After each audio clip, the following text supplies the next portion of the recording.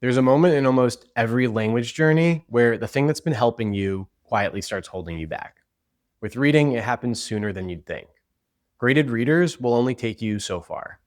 Sooner or later, you have to make the jump to real books. And timing that jump is the difference between leveling up and burning out. So, how do you know when it's time to graduate to real books? Actual novels written for native speakers. And how do you make that jump without accidentally derailing your progress? The signal is simpler than you'd think. It's not a test score, it's not getting through a certain number of books or pages. It's a feeling. When the graded readers start to feel comfortable, when there's a level of ease and you're not being challenged the same way, that's your cue. Notice I didn't say easy. You don't have to understand every word perfectly. You just have to notice that the initial struggle is gone. That comfort is the sign that you've absorbed what this level has to teach you. And staying there any longer is just spinning your wheels. Because the thing about those learner materials, they're just training wheels. They're essential when you're finding your balance, but the whole point of training wheels is to come off. Stay on them too long and they stop helping you and start limiting you.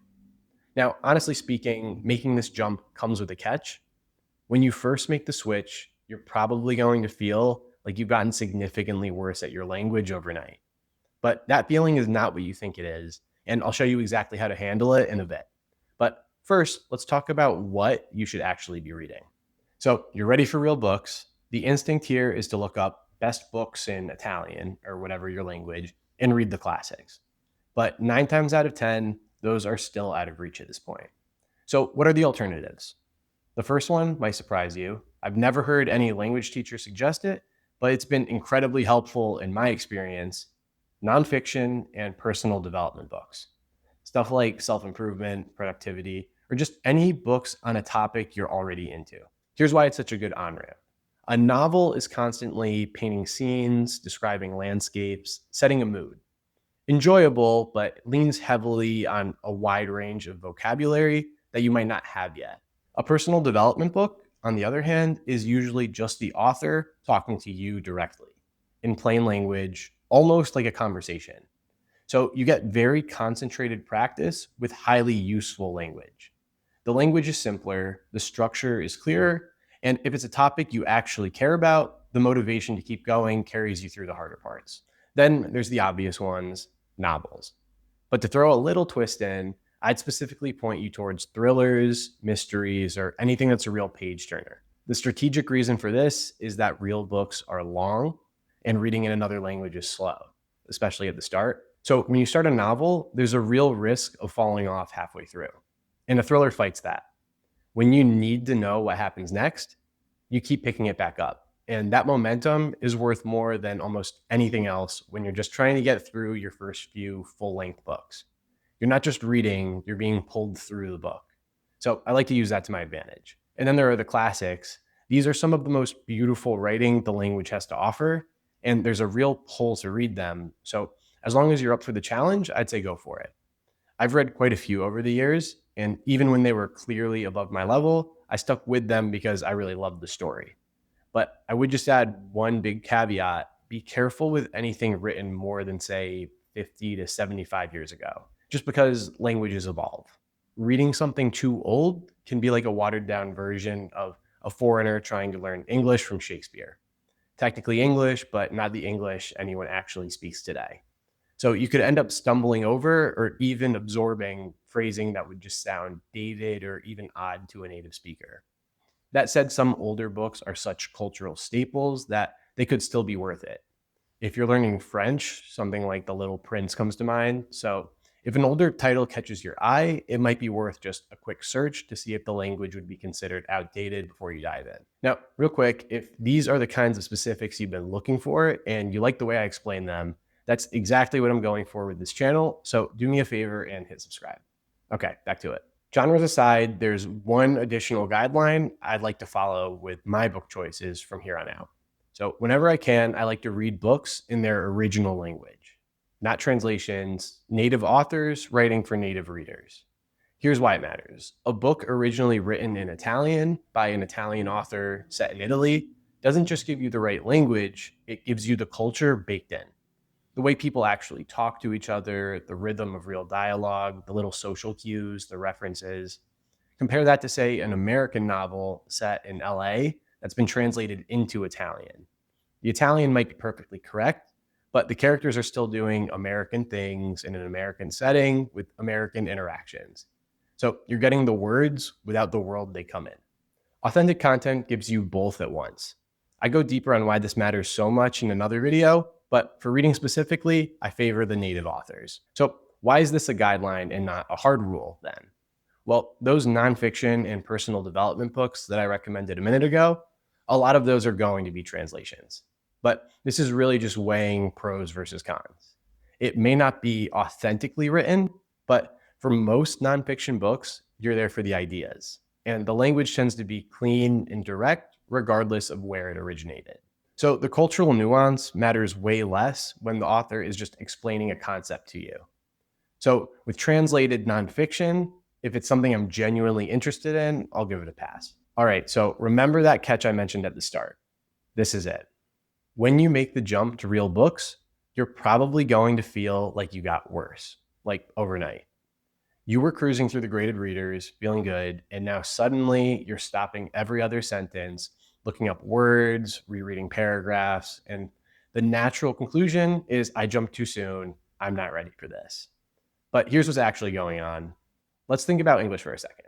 The vocabulary you use when talking about your favorite food is completely different from the vocabulary you use talking about your favorite movie, which is different again from talking about sports or your job or politics. Every topic has its own little world of words. So when you switch books, new topic, new author, new genre, it suddenly feels like you're bad at the language. But you're really just walking into some unfamiliar territory. I learned this firsthand with an Italian series I read a few years ago. The main character is a lawyer in Bari, and when I started the first book, I was constantly looking up the legal terms, courtroom vocabulary, all this specialized language I had never needed before. And it was frustrating because with the level my Italian was at, I felt like I was past that stage. I thought I should be flying through it, and instead I was crawling. But I kept going, and after enough exposure to those legal terms, seeing them again and again, book after book, they just became normal. And by the third or fourth book, I wasn't looking up anything. I wasn't thinking about the vocabulary at all. I was just enjoying the story at that point. And that series is now one of my favorites that I've ever read. Those exact words that had made me feel like I regressed in book one barely stuck out by the later books. And I didn't get significantly better at Italian. I just got familiar with a new part of the language. And the key thing is, this doesn't happen just once. It happens every time you change something. New author, new style, new genre, a whole new set of vocabulary. Even a new narrator on an audiobook can throw you off for a bit. Every switch comes with a little wave of, wait, did I just get worse? And every time you push through, you come out the other side with a wider range than you had before. So the point is, sometimes you just need to push through the dip. But there is a real difference between a book that's challenging you and a book that's just too hard. One is growth. The other is a brick wall. So if you're sitting there struggling, how do you tell which one you're in? Here are the three things I keep in mind. First, do you feel like you should be able to handle this book? That was an overwhelming feeling while I was struggling with the books in that lawyer series. When a book is at a level that you genuinely feel like you should be able to handle, but you're still struggling, that's usually the good kind of struggle. That's the dip. Push through it. It's when something's truly beyond that that you want to pay closer attention. Second, and this is probably the most useful one, look at what's actually stumping you. Is it specialized vocabulary, like those legal terms in my example? Words that are specific to this one topic? Then you're fine. Push through. They'll become familiar. But if you're getting lost in the basic stuff, the regular narration, the everyday sentences, the connecting pieces of the story, and you can't follow what's happening, that's not the productive dip. That's a sign that the book is genuinely above your level, and there's no shame in dropping down a notch and coming back to it later. And third, the most important one of all, do you actually like the book enough to keep going? Because if a book is a grind and you're not even enjoying it, just let it go. Seriously, the reward, the story, the information, whatever it is, has to be worth the effort. And if it's not, there's almost an unlimited supply of other books out there for you instead. You're never trapped with one. There are too many good books to suffer through one you don't love just because you already started it. And then there's one more potential clash that I want to touch on because people are always recommending it: reading a book you've already read in your native language. The classic example is Harry Potter. Everybody reads Harry Potter translated in their target language. The logic makes sense. You already know the story, so you've got the built in context carrying you through the translated version. And honestly, if you love the story and you're prioritizing comprehension, I'd say go for it. Personally, I've never actually read Harry Potter in another language myself, and my main hesitation is that it's just packed with made up words: spells, magical creatures, invented names. None of that is real vocabulary I could actually use in real life. That said, for the idea itself, plenty of polyglots swear by the read what you already know approach. So I definitely won't tell you not to try it. Just know that when you read a translation, you're trading some of the authenticity for that built in comprehension boost. Early on, that trade off could be worth it. Now, one last idea to consider before I sign off, because it's something great about reaching this level that often gets overlooked. Your reading doesn't have to be limited to books anymore. The whole world opens up to you. So you can follow native speakers, athletes, celebrities, even brands on social media, and suddenly you're reading real, casual, everyday language in tiny doses mixed right into the scrolling that you're already doing. You can even dig into the comment sections, which is honestly where all the slang and the real back and forth are. If you don't want to fuel the social media addiction, you can also just read the news in your target language. And a quick tip there: maybe start with a story you've already seen covered in English so that you've got the context to lean on. None of this replaces books, but it keeps you surrounded with the written language, and that constant exposure compounds. So that's the jump to real books. Quick recap: you're ready when graded readers start to feel comfortable. I'd favor native authors, but translated nonfiction or a story you already love may be worth the trade off. And expect to feel like a beginner again every time you switch things up. That dip is normal. So push through it unless the book is genuinely over your head or you're just not enjoying it.